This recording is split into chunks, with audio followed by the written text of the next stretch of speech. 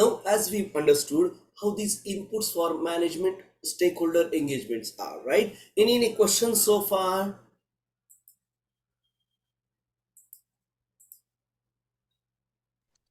No, sir. Okay, great, no problem. Let's move on. So let's try to understand the tools and techniques here. So what we are trying to do, we are trying to apply some tools to doing better stakeholder engagement management in terms of progressive learning. So here the organization can supply you with some experts. These experts you can refer to as a center of excellence, subject matter experts, which are shared by you or which are shared to you. So expert means the experts which have done this thing earlier, which have ample of experience with them. So like these experts are shared with you on hourly basis. Like say Ravindra Pande is experts in managed stakeholder engagement. So he will be shared with you on your project for 3 hours a week for the next 2 weeks. I'm just sharing a raw example with you. Now these stakeholders work with the project manager and try to guide him or her in terms of how can you do the stakeholder management better day by day, or what are the points as per your organizational policies and processes you need to comply. And this is how we keep learning to do stakeholder management on the zero ground on the actual projects. And this is how we address these issues day by day in a much better capacity. And after 1 or 2 projects you might not need any expert to help you in stakeholder management or stakeholder engagement management, and you might go as an SME or COE on other projects as well. This is just an Excel sheet we are managing, or we are proactively managing the communication in terms of talking with such person with such challenges to be addressed proactively kind of scenario. Again, the communication skill feedback is one of the important tool in managed stakeholder engagement. Let's discuss this in terms of how communication can help you out. Let's say you have a friend which is really good at heart, but he couldn't communicate well in terms of he couldn't normally appreciate. There are good number of person like this, right? They couldn't appreciate, but they can show their anger in terms of challenges. So this is how we normally mention these stakeholders in terms of their personal trait. How we are basically addressing this stakeholder on a proactive manner is the most critical part or artistic part in the science of stakeholder engagements. So we proactively learn these things before communicating with anybody or before answering of their questions. If you know the person, you can answer it well and with the shortest possible time. That's how the efficiency of managing stakeholder engagement comes at a play whenever you try to address it with a communication skill called feedback or acknowledgement. In our day-to-day life, we normally call that as an acknowledgement. In project management thought process, we might call them feedback, which which is more formal. And that's how communication skill feedback is one of the most important stakeholder management trait a project manager have to explain how to implement. And then there are around 6 or 5 interpersonal team skills mentioned here. Again, these are just mentioned, and there could be some more as well as per the time need, and your organizations can guide you wherever you're working in a much better scenario on the ground scenario, and there might be addition of couple of skills as well. Let's try to address first these 5 skill. Conflict management. As we've seen, the stakeholder management is normally filled with conflicts. Even within the client stakeholder, there could be two client stakeholder which are fighting with the conflicts, and as a leader you can't say sort it out between them. So you need to sit with them, you need to spend some extra time and try to make them agree to a scenario. And this is the conflict management we are talking about. In fact, there are many organizations, just after the induction workshop they'll have a workshop called conflict management, because as a leader or as a first time leader we need to really pay a good attention on conflict management. And that's why we have special workshop on conflict management in understanding how to resolve conflicts. Believe me, as a mother, you know how to resolve conflict between your two kids, right? And that's how we do it with a stakeholder. I'm not trying to refer stakeholder as a kids, but whenever somebody get locked or interlocked with their egos, their own perception of truth or wrongness. We need to address that in terms of conflict management thought processes, so that we'll run our project, we'll keep progressing on our work at hand, rather than discussing on if Trump better than Biden or Biden better than Trump. And this is what we normally call as a political awareness. Believe me, in North America or Canada, there are party favorites, party in the sense political party favorites. So we need to come out of that and try to understand how to resolve the current conflict at hand, rather than keep discussing who is better than what. And again, many can come up with you on terms of philosophical level. I know this, I know that kind of level. Let's not get into that. Let's stick to our project at a hand and get it progress without any such obstacles. Cultural awareness. Again, in some cultures, some words are not really spoken. Some words are spoken as a simple progression to your communication, like get out of here is a normal slang we use in New York, in kind of eastern shores of our North American cities. But if you use get out of here in Midwest region or a Western region, it might felt as a degradative remark or wrong statement to put. Now, these type of cultural awareness, the cultural differences which we need to understand while working on a project. And even your organizations will help you out to understand which word you shouldn't say it. And they might have certain libraries of such phrases which you shouldn't use with the team members, client, organizations, and so on and so forth.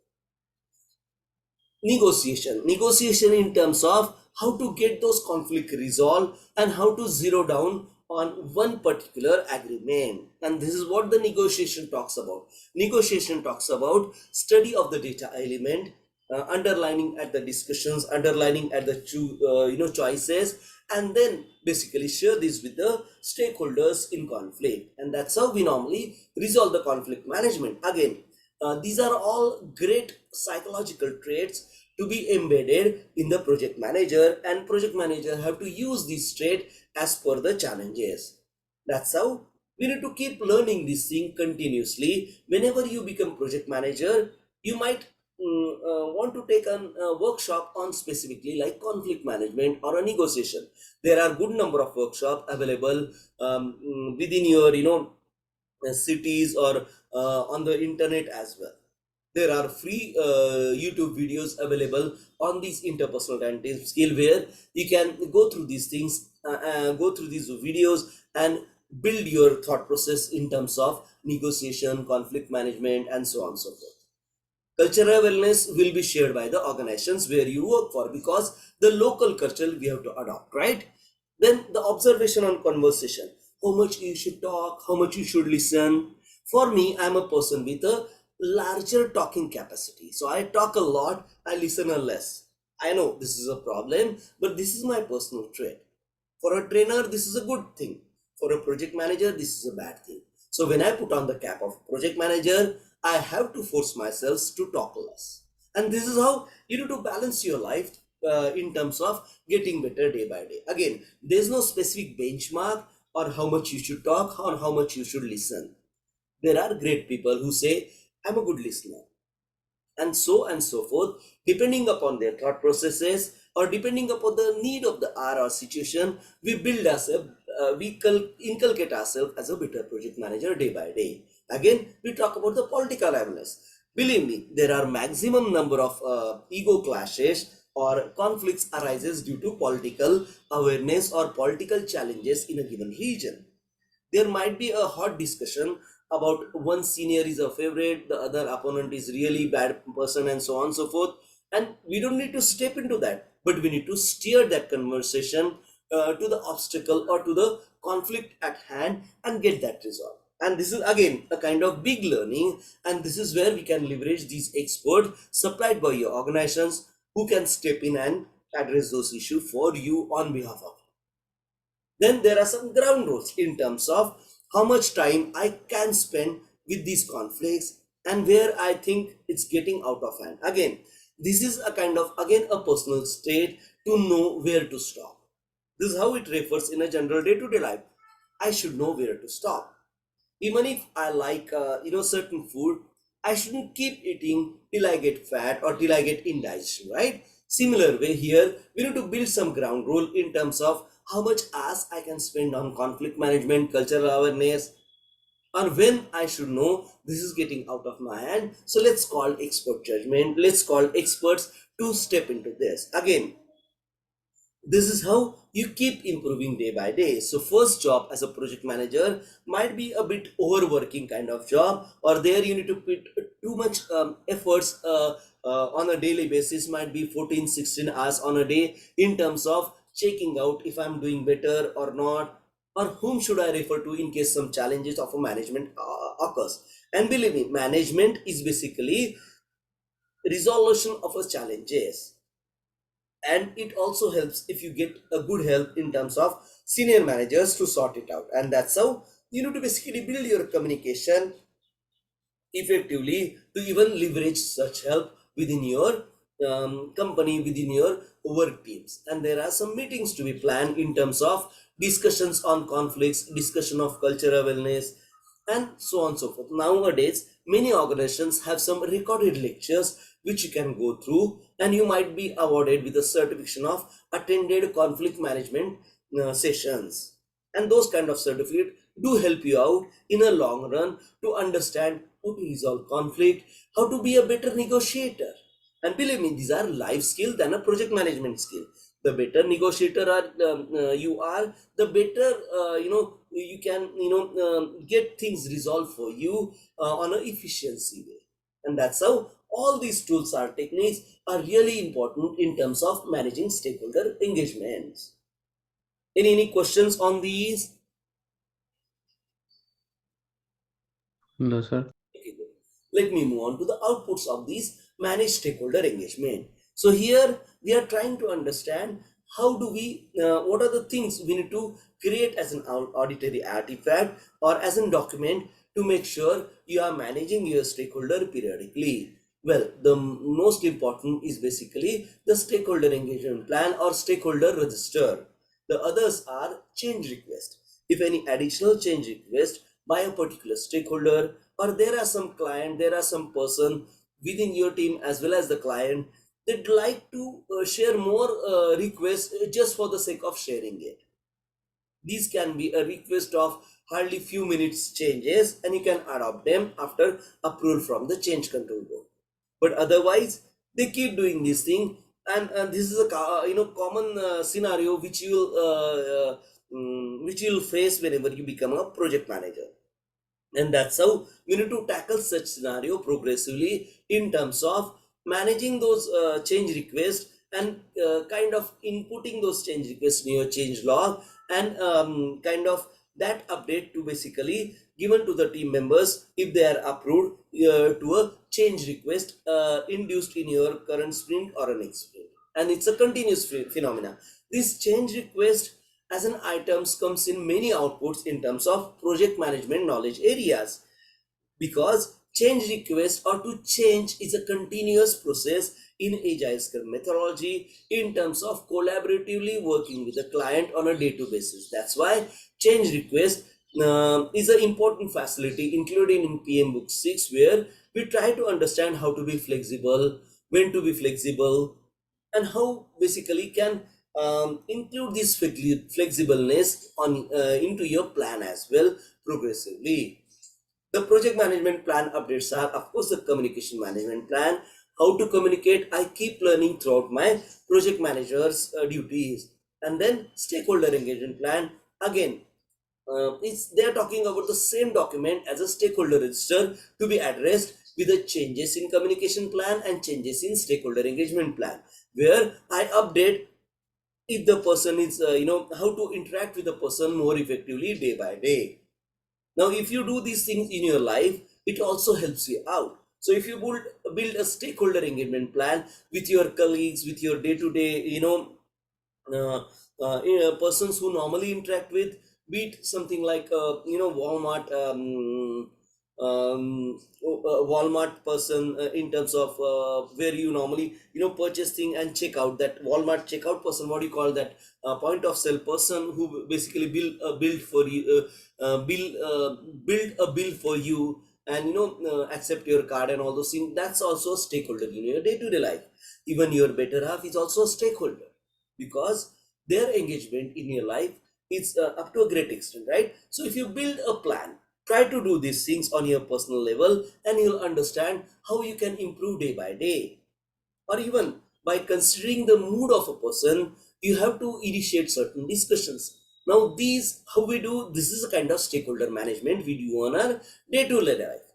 What I would really love to understand from you, I'll share a stakeholder register template after this session, and try to fill that list, or try to fill that stakeholder engagement list, stakeholder register with these details, and try to try to experience this thing for your next 2 weeks with something like better half, your wife, husband, with something like your sister, brother, your kids, and you'll understand how effectively I can manage my communication day by day. This is all communication. And the better you can communicate, the lesser work you have on your plate. And this is a kind of philosophy of a management. So management, many normally discuss as management of getting the work done by others. That's not true 100%, but the better communicator or better stakeholder manager you are, the lesser work is on your plate, and you will learn to delegate the responsibility with the others. That's why the communication management plan and a stakeholder engagement plan, which is consolidated in a stakeholder register, might be a life skill. And this is how we keep improving our life day by day, hour by hour. Try to do this thing, or try to implement in your day-to-day life. Believe me, it helps us out. There are much difficult conflicts which can be parked for the time as well. Let's say I want to buy Toyota, or I want to buy Honda. Decision like that, right, between husband and wife might lead to divorce.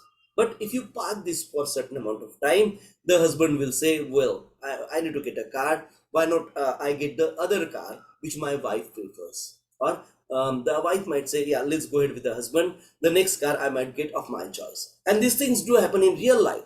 And this is how we manage our stakeholder progressively on an evolutionary way, and make our life much easier. Believe me, try this thing, take it as a homework, and this is how we keep improving ourselves day by day. Does that make sense to you? Anybody agree to that? Yes. Yes, sir. Yeah. So do try these things. Again, you don't have to report to me, or you don't have to show to me. This is how we improve our life. Management is all about living life happily. I'll not say earning more, because I don't believe in that. If you earn more, well, your life might get easier, but happiness is something different than earning more. Try to think on this as well. Okay.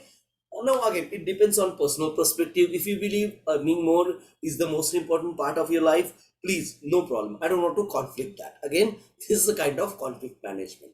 Okay. Now, other project documents updates you do normally: update the change log. If you have accepted any change, update the issue log if the issues are resolved or any new issues have been popped up, and update the lessons learned registered, the organizational knowledge base, if you are doing something much better than the others. And this is how we keep basically managing stakeholder throughout our project, from the kickoff date to the project closure date, and even after that for the warranty support and everything. So that's how stakeholder engagement management is one of the crucial processes in our project management process groups. Okay, this is the 48th process, and now the last process group we need to understand from a PMI PMP version 6 book is monitor stakeholder engagement. Monitor in the sense you keep revising your plan in terms of if there are any changes in a stakeholder, might be a mood, might be a person change, or something like that. You have to include such changes in your stakeholder register, stakeholder management plan. Okay, let's try to understand from inputs, tools and techniques, and output perspective. Just to make sure, whenever you have a question, please do ask. Don't think it'll break the communication link and everything. Just ask the question whenever you have a question. Again, these are more of a philosophical thought processes implemented in a scientific way. So there's a big gap, or there are big shortcomings in a particular project as well.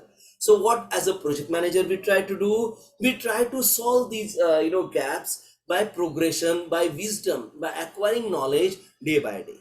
And that's why right now we are going to acquire knowledge in terms of how to monitor stakeholder engagement. And it's a continuous monitoring and control process group where we try to monitor stakeholder on almost a daily basis. Believe me, as a senior project manager, you might review your stakeholder list once in a day in terms of understanding what all stakeholder I have communicated with, any new problem popping up, any new issue I think need to be added in my issue log to solve such stakeholder challenge. I need to maintain this data and try to understand how I can resolve it better the next time. And I might leverage help from various experts available to me, and try to resolve it proactively. Okay, let's try to understand from inputs, tools, and techniques and output perspective. The inputs to these monitor stakeholder engagements are resource management plan, stakeholder engagement plan, and communication management plan. Resource management plan is basically, this is for specifically managing resources within your team. So it's an inward management plan within your team, how to manage resource better. If your team is satisfied, if your team have accepted you as a leader, that's the best blessing you can have. There could be one or two member within your 10-member team, can be challenging in terms of they might have more years of experience, and acceptance to the leader might be not their trait or might not be their normal thought process. So here I need to work on such a resource management plan in terms of building the synergy to understand, get the work done, and then we can basically talk about your career aspirations, talk about your personal requirement, and so on and so forth. So this way I need to manage, or I need to use something called stick and carrot kind of scenario. Again, these are all personal traits we need to understand in terms of how I can get the resource management effective on time without any obstacle and those scenarios. Then communication management plan. For every leader, the communication is the most important factor, as we see in our last process group. Similarly, we need to understand, or we need to proactively address challenges of our communication in terms of me as a project manager, leader, communicating with my team, with my stakeholder on day-to-day basis. And I have to keep improving. I need to learn from my mistakes. I need to learn from my shortcoming as well. The better you know yourself, the better you can address your communication proactively. And the stakeholder engagement plan, here we are talking about the stakeholder register, where we need to keep building a list where I'll proactively address the challenges, how to best deal with a person, deal in the sense how to communicate with the person, how to reply to his query, and so on and so forth, because might be his culture different, might be thought process of you as a leader can be a bit different or can be a bit skewed. So you need to fill in the gap in terms of a responsible leader of your team progressively. And that's how I keep improving my stakeholder register day by day. The other project documents which are taken as an input, as an issue logs, any issue you perceive, any issue you have nominated earlier, you have notified earlier, is it closed or is it changed, and you normally update in your issue logs. Issue logs are normally referred by the complete project team on almost daily basis. Issue logs are normally discussed in our daily scrum meet, which is a kind of daily 15-minute stand-up meet, where we discuss, are there any obstacles, are there any issues, how we have progressed yesterday, have we got certain milestone achieved or not, and so on and so forth. So all such issues can be updated in the issue logs. Then we have a lessons learned register. In case if I need help, I might refer to the organizational knowledge base, where organization have collected the knowledge of similar project at a previous iteration, and I'll refer to that to make my project plan more effective for monitoring stakeholder engagement. Then there's a project communication in terms of how the organizational templates have been built for this project communication. What are the guidelines the organizations have shared with me in terms of communicating with the specific client stakeholder, and so on and so forth. Normally, even as a project progress, I update such thing for my organizational knowledge base, saying, okay, in the state from Ravindra is kind of a difficult approval. He might kind of micromanage project too many times, so we need to ready with all the details for the given approvals. Or Ravindra is really liberal leader, you just have to analyze the data and present it to him, and he'll approve in a couple of minutes. And that's how we need to basically work on our efficiency of project, efficiency of communication, day by day, improving it and learning more. Then risk register, any risk with the stakeholder in terms of delayed approval can delay your project. So how do you address that? You address that by proactive communication. You address that if you are not the right person to communicate with that right person, you might nominate certain assistant PM or a team lead or a project lead if it's available in organizations. Otherwise, you might nominate some senior expert or a center of excellence or subject matter expert to discuss with the stakeholder, or you in the sense project manager as well as that person might discuss with this person, saying, okay, we need your approval and these are the details. So you normally plan the meetings with within three of you, and so on and so forth. So this is how I keep improving myself in terms of communication, in terms of notifying the risk within my organizations, and building better knowledge base for my organizations.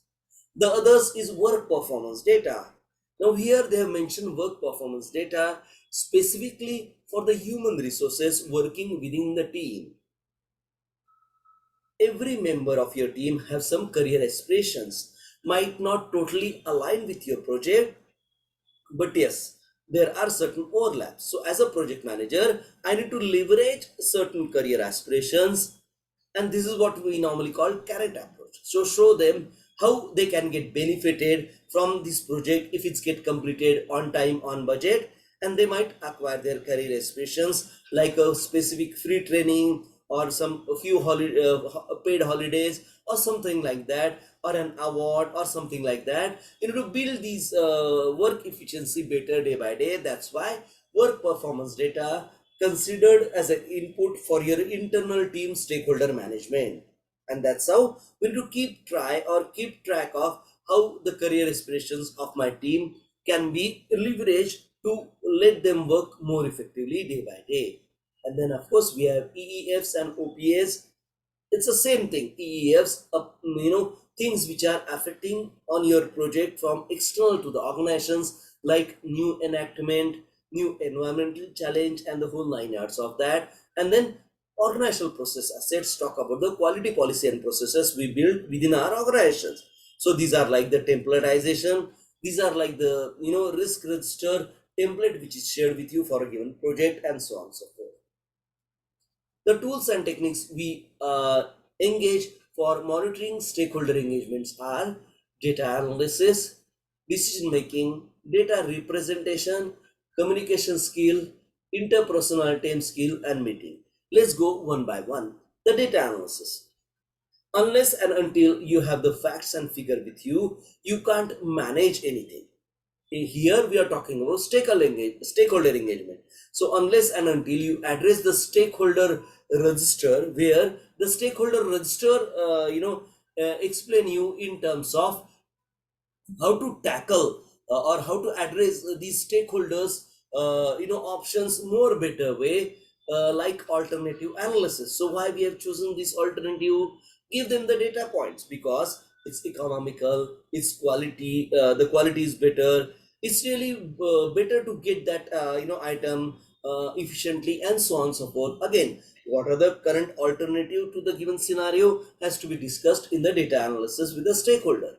Same with the root cause analysis. Any challenges, any recurring issue, we might perform root cause analysis for a given scenario, how to eradicate such challenges, such issues proactively. Then stakeholder analysis in terms of liberal stakeholder, autocratic stakeholder, which are better to get addressed. There are some stakeholder which will give you approval after a minute or two of discussions, and this is how we can get our sanctions, we can get our approvals earlier.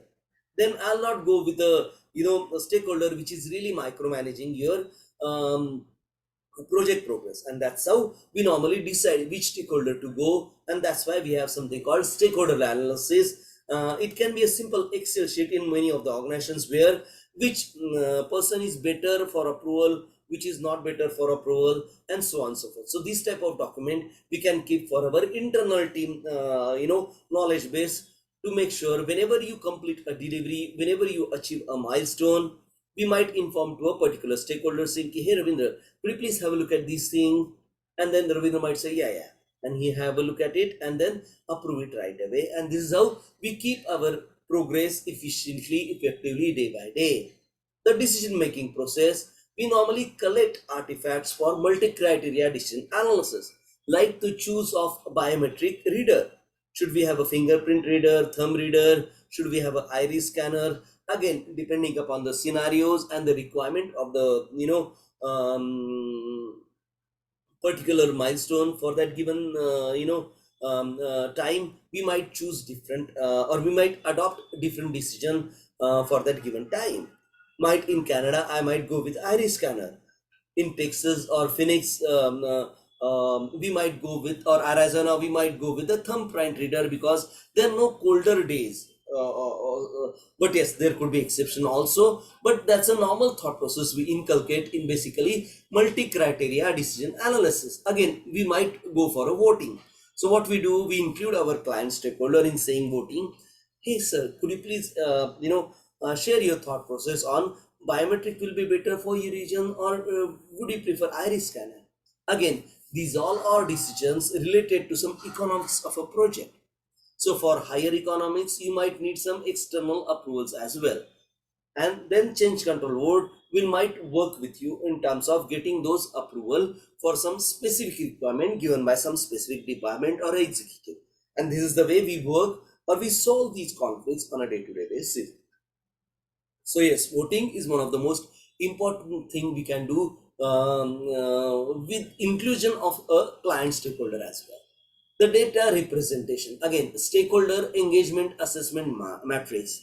This can be mostly as a part of stakeholder register as well, but few organizations might have a separate stakeholder engagement assessment matrix where I keep assessing stakeholder in terms of their knowledge base vis-a-vis to their decision making processes.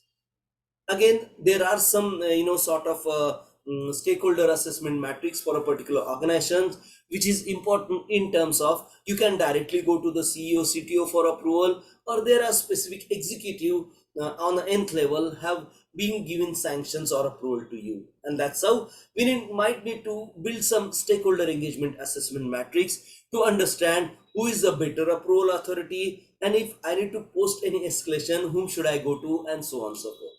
So again, these assessments normally talk about the approval levels, the understanding technicality levels, and so on and so forth. This is normally a inclusion within your stakeholder register, but it can be a separate Excel sheet in some few organizations as well. Then communication skill, as we've seen, we need to be better in terms of feedback, acknowledgement, as well as presentation.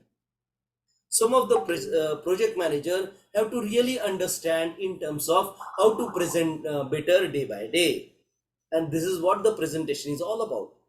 The better you can communicate, the better you can present solutions to the stakeholder. These are really important in terms of solving the conflict. So that's why presentation skills are really important. Many organizations, they have a kind of continuous 6 monthly workshop for all project manager for their presentation skill.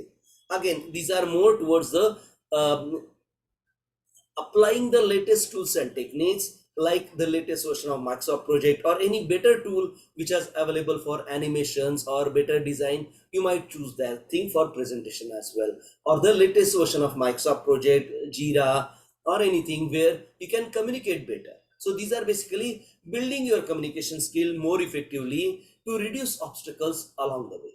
Then you have interpersonal team skills. We talk about active listening.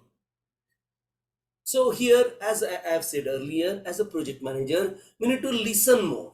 And that's how they talk about active listening, culturalness, leadership in terms of how to lead your team, as well as how to lead a person which is normally not under your influenced umbrella, and so on and so forth. Then a networking, build better networks to get information, to get knowledge in terms of your friends, colleagues, even external consultant, and try to solve problems proactively. And of course, the political awareness, as we discussed about, is Trump better than Biden, and so on and so forth. Of course, we as a project manager, we facilitate these meeting day by day, and these meetings are really, crucial for this decision making process or data analytical process, where we try to understand which decision is better. Even as a project manager, I need to suppress my liking. If I like Biden more than Trump, let it skip to ourselves rather than building some conflict. So that's why I, as a project manager, I try to reduce conflicts day by day.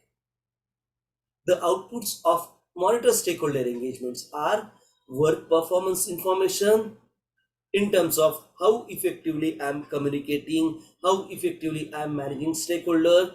Is stakeholder management is my better skill, or I need to work on that, and so on and so forth. I'll work on that. Even our internal team efficiencies has to be optimum whenever we are progressively working on a project, and so I keep track of their work performance information as well, in terms of number of hours taken to complete a task after completing them, and so on and so forth. Then we have change request. Change is alive.